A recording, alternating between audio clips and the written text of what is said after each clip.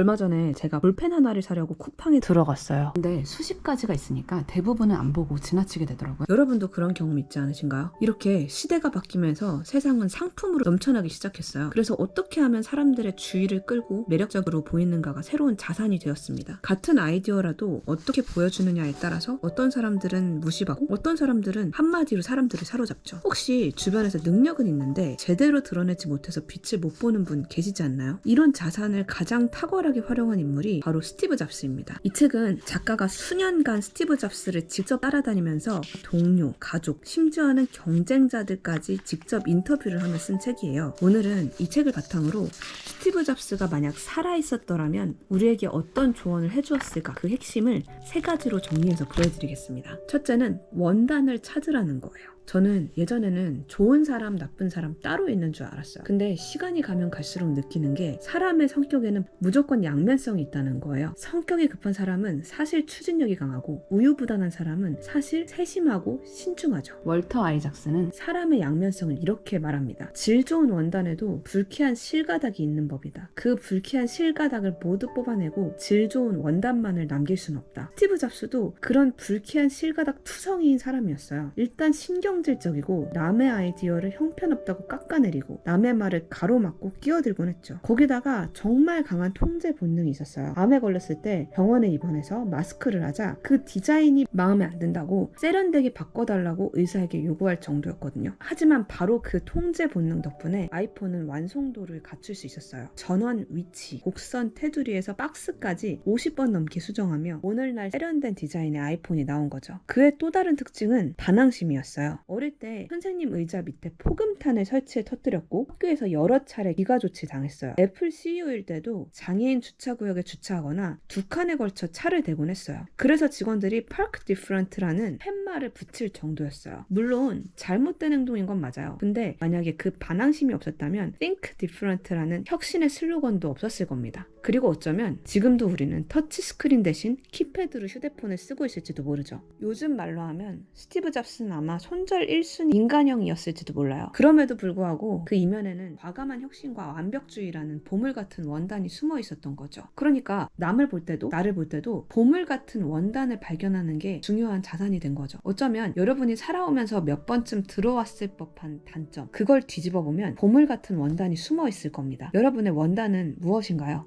둘째, 다 버려라. 하나만 남기고. 스티브 잡스는 이렇게 말합니다. 예술가로서 창의적인 방식으로 삶을 살고 싶다면 너무 자주 뒤돌아보면 안 됩니다. 그동안 무엇을 해왔든 어떤 사람이었든 다 버릴 각오가 돼 있어야 해요. 바깥 세상이 당신에게 이게 바로 너라는 식으로 모종의 이미지를 강요할수록 본연의 자세를 유지하기가 어려워집니다. 그래서 이렇게 말하죠. 나 미칠 것 같으니까 여기서 빠져나가야겠어. 그러고는 어딘가로 가서 은둔해버려요. 그리고 어쩌면 나중에 약간 다른 모습으로 다시 나타날 수도 있죠. 하나만 빼고 다 버리려면 뭐가 제일 중요한지 알아야 되잖아요. 그 가장 중요한 걸 찾는 쉬운 방법이 있어요. 스티브 잡스가 스탠포드 연설에서 이렇게 말했거든요. 바로 내가 죽는다는 사실을 기억하는 것. 그것은 인생의 중대한 선택들을 놓은 그 모든 도구들 가운데 가장 중요한 것이었습니다. 외부의 기대와 자부심, 망신 또는 실패에 대한 두려움 등 거의 모든 것이 죽음 앞에서는 퇴색하고 진정으로 중요한 것만 남더군요. 여러분에게 남겨야 할 한 가지는 무엇인가요? 셋째, 극적인 느낌으로 연출해라. 스티브 잡스는 프레젠테이션의 달인이었죠. 청바지와 터틀넥을 입고 생수병을 든 채로 무대를 느긋하게 걸었어요. 이것조차 연출이었어요. 이게 레전드로 꼽히는 장면 중에 하나거든요. 한번 보세요.